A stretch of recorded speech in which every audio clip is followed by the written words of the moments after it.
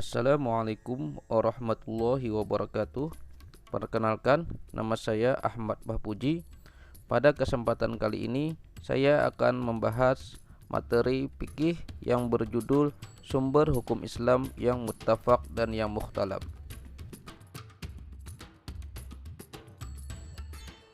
Tujuan pembelajaran dari materi ini adalah: yang pertama, setelah berdiskusi, peserta didik mampu menelaah sumber hukum Islam yang benar. Yang kedua, setelah berdiskusi, peserta didik mampu menganalisis macam-macam sumber hukum Islam dengan benar. Yang ketiga, setelah berdiskusi, peserta didik dapat menganalisis sumber hukum Islam yang muttafaq dengan benar. Yang keempat, setelah berdiskusi, peserta didik dapat menganalisis sumber hukum Islam yang mukhtalaf dengan benar. Yang kelima atau yang terakhir, setelah berdiskusi, presentasi, dan tanya jawab, peserta didik mampu mengkomunikasikan hasil analisis berupa peta konsep sumber hukum Islam yang muttafaq dan mukhtalaf dengan benar. Materi yang pertama yaitu pengertian sumber hukum Islam. Sumber hukum Islam dapat diartikan sebagai asal atau tempat pengambilan hukum Islam. Sumber hukum Islam disebut juga dengan istilah dalil hukum Islam atau pokok hukum Islam atau dasar hukum Islam. Macam-macam sumber hukum Islam. Sumber hukum Islam dapat dibagi menjadi dua. Yang pertama, sumber hukum Islam yang muttafaq atau yang disepakati, yaitu sumber hukum Islam yang telah disepakati oleh seluruh umat Islam. Yang kedua, sumber hukum Islam yang mukhtalaf atau tidak disepakati, yaitu sumber hukum Islam yang masih diperselisihkan oleh para ulama. Sumber-sumber hukum Islam yang muttafaq ada 4. Yang pertama, Al-Quran. Al-Quran adalah lafal berbahasa Arab yang diturunkan oleh Allah kepada Nabi Muhammad SAW melalui perantara malaikat Jibril yang sampai kepada kita secara mutawatir dan yang membacanya merupakan ibadah. Dalam penetapan hukum, Al-Quran berpedoman pada 3 hal, yaitu yang pertama, tidak memberatkan atau menyulitkan, yang kedua, mengurangi beban, dan yang terakhir, berangsur-angsur dalam menetapkan hukum. Sumber hukum muttafaq yang kedua yaitu sunnah atau disebut juga dengan hadis. Sunnah dapat dibedakan menjadi 3. Yang pertama, sunnah qauliyah, yang kedua, sunnah fi'liyah, dan yang terakhir, sunnah takririyah. Sumber hukum muttafaq yang ketiga yaitu ijma'. Ijma' dapat diartikan sebagai kesepakatan bulat atau konsensus ulama dalam menentukan dan menyepakati sesuatu.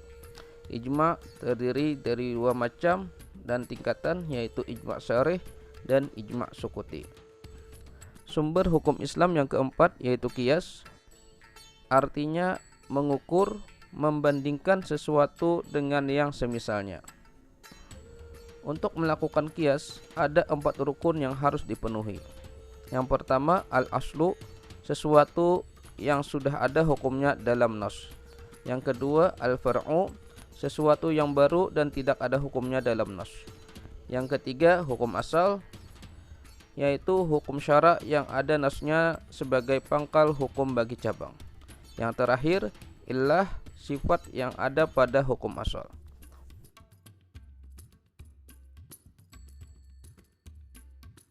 Sumber hukum Islam yang mukhtalaf. Sumber hukum Islam yang mukhtalaf ada 7.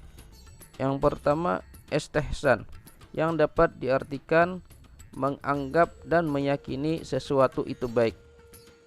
Sumber hukum Islam mukhtalaf yang kedua yaitu maslahah mursalah, yang dapat diartikan sebagai mengambil manfaat dan menolak kemudaratan dalam rangka memelihara tujuan-tujuan syara.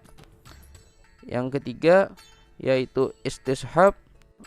Istishab dalam Islam merupakan upaya mendekatkan satu peristiwa hukum dengan peristiwa lainnya sehingga keduanya dinilai sama hukumnya. Istishab pada dasarnya merupakan suatu metode penemuan hukum berdasarkan hukum yang sudah ada sebelumnya selama belum ada dalil baru yang menyatakan sebaliknya. Yang keempat, uruf. Uruf menurut bahasa berarti mengetahui. Kemudian dipakai dalam arti sesuatu yang diketahui, dikenal, dianggap baik dan diterima oleh pikiran yang sehat.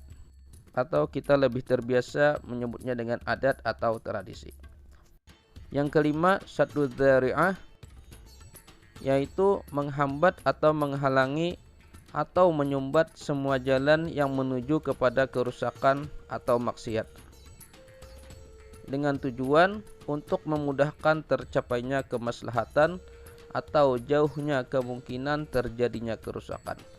Yang keenam, syar'u man qablana, yaitu hukum-hukum yang telah disyariatkan Tuhan kepada umat-umat sebelum kita yang diturunkan melalui para nabi dan para rasul untuk disampaikan kepada seluruh masyarakat pada waktu itu. Yang terakhir, yaitu madhab sahabi, ialah suatu pendapat yang dikemukakan oleh seseorang sahabat tentang suatu hukum syara sesudah wafatnya Nabi Muhammad SAW. Itu tadi adalah sumber-sumber hukum Islam, baik yang muttafaq maupun yang mukhtalaf. Demikian video pembelajaran pada kali ini. Salah hilap mohon maaf. Billahi taufiq wal hidayah. Wassalamualaikum warahmatullahi wabarakatuh.